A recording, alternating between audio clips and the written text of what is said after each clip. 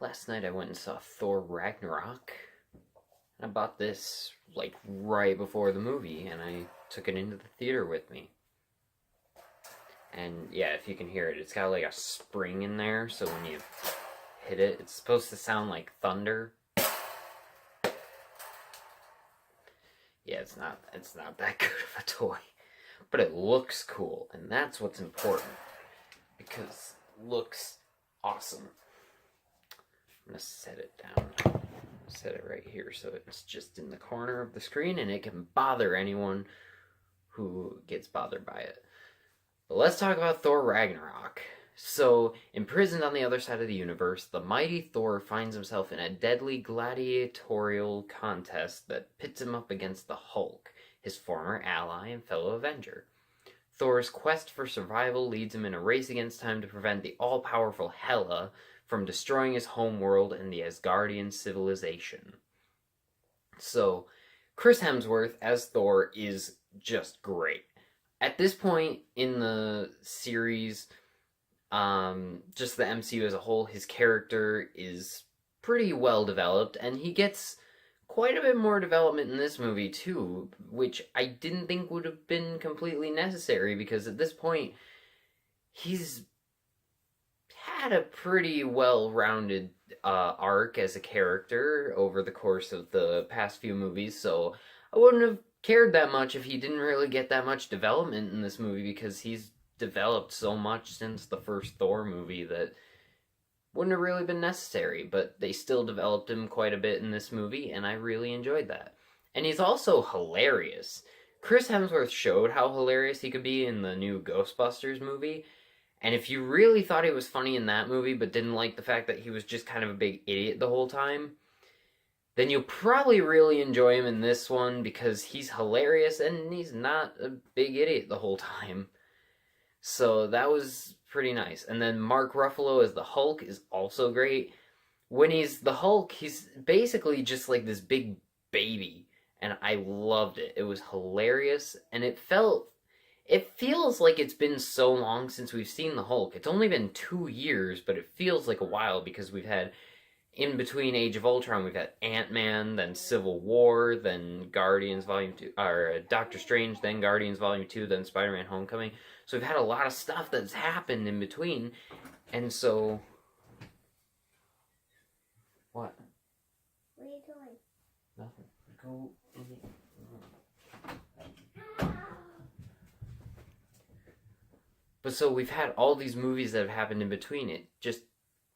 It feels like it's been a while since we've seen the Hulk, and then when he finally comes into the movie, it was really exciting, and I can't wait to see the rest of his arc across the next couple of movies, because what they're doing is, instead of doing a Hulk solo movie, they're spreading a Hulk solo movie across Thor Ragnarok, Avengers Infinity War, and whatever Avengers 4 ends up being. So that was pretty cool, and I can't wait to see it. And then Cate Blanchett as Hela is amazing. She has so much fun with this part, and is really just a fun and also interesting and menacing villain who, her backstory I found to be one of the most interesting things about the character, but also just the character as a whole and the portrayal I thought was just really well done. I really enjoyed Hela as a villain, and I think she's one of the better villains in the Marvel Cinematic Universe, and definitely one of the better villains in the Thor series of movies. And then Tom Hiddleston as Loki is still great. I think he's kind of reached the height of his character arc at this point. So if they do a certain thing with his character now, after where they kind of leave him off at the end of Ragnarok, I think it would honestly really hurt his character and take him back to square one. And I would not really like that all that much, but if they find a good way to do it, that'd be fine. But if they do it and it just like, it feels like they're just putting him right back where he started, like right from the beginning of this series, it's gonna kind of suck. Then Tessa Thompson as Valkyrie was also really good. She was a very interesting character. She's kind of broken after a traumatic past, and so she drinks a lot, but when she finally like joins up with Thor because she's kind of an antagonist for a bit in a way. Because she works with the Grandmaster and she's the one that like captures Thor and stuff. So when she finally starts working with Thor, we get to see like more of her being an actual like really cool character, and I really enjoyed her character quite a bit. And then Jeff Goldblum as the Grandmaster was just hilarious. He is basically every Jeff Goldblum stereotype and joke that you've ever heard or made in your entire life rolled into one character. And he's just so entertaining to watch. I loved it. And then Taika Waititi, the director of the movie, as Korg, is the scene stealer. Anytime he's on screen, he's the most entertaining and funny character in the movie. And it's so funny that he's this big rock dude. And he's got this little soft little voice with a New Zealand accent, and he's just hilarious. I loved it. The colors and visuals in this movie are amazing. It's so visually interesting and Jack Kirby-esque. And a lot of the action scenes look like they could be 80s album covers. Specifically, one shot during the like finale battle, I would love to see like a Led Zeppelin album cover with that image on there. That would be really cool. And speaking of Led Zeppelin, they actually use the Immigrant Song by Led Zeppelin in the movie. It's not just in the trailer, and I love it. They play it during two of the key action sequences in the movie, and they're some of the most entertaining action scenes in the movie.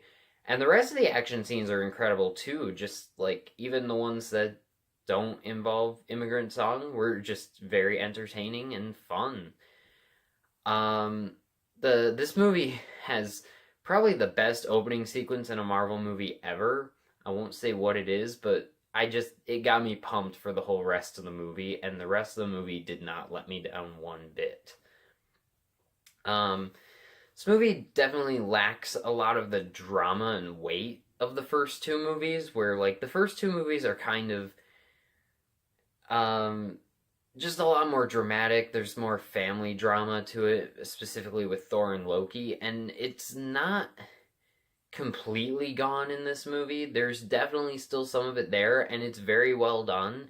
It's just not as focused on as they did in the first two Thor movies, and I didn't really mind it because, like I said with like Loki's character arc, we've kind of reached the peak of what you can really do with that whole dynamic of the characters.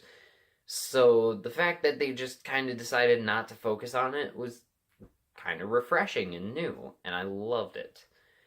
Okay, so this movie is primarily a comedy. So how is the comedy?